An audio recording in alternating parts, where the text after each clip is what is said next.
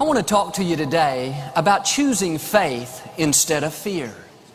Now, all through the day, we have the choice to either believe that God is in control, believe that He's taking care of us, and believe that good things are in store, or we can go around worried, expecting the worst, wondering if we're going to make it.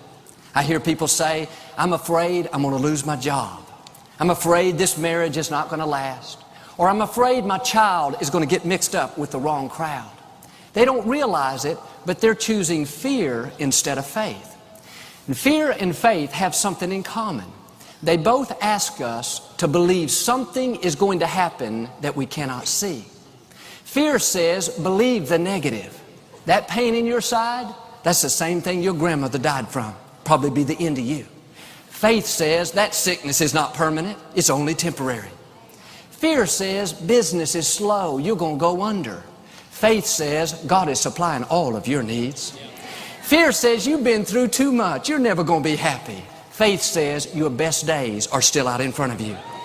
Here's the key. What we meditate on is what's going to take root. If we go around all day thinking about that fear and we let it play again and again, it can become a reality. That's what Job said. The thing I feared came upon me. I had a man tell me not long ago how everything was going great in his life. He'd recently gotten engaged. His business was blessed. But instead of enjoying it, instead of thanking God for it, he said, Joel, I'm afraid it's not going to last. I'm afraid it's too good to be true. I told him what I'm telling you. When you act on fear like that, you are drawing in the negative. You are actually helping that fear come to pass. When that thought comes saying, you're doing good, but get ready, it's going to come to an end, don't let it take root. Just switch over into faith and say, Father, you said your favor will last for a lifetime. You said goodness and mercy will follow me all the days of my life. That's choosing faith instead of fear. I remember.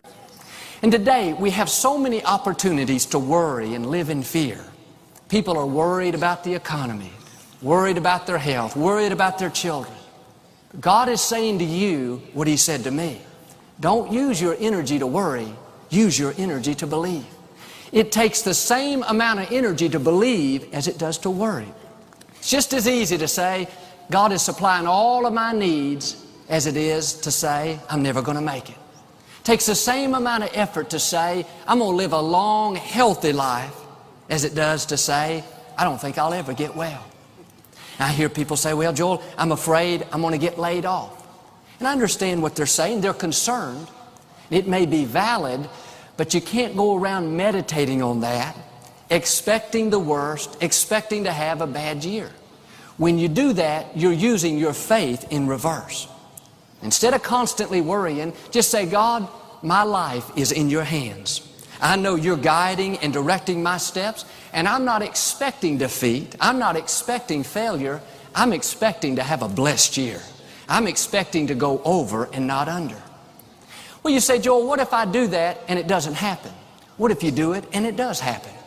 Even if you were to get laid off, you don't have to get discouraged. Think, well, I knew it wouldn't work for me. No, you can stay in faith, knowing that when one door closes, God's going to open up another door. And if you'll keep the right attitude, He'll give you a better job with better benefits, making better money.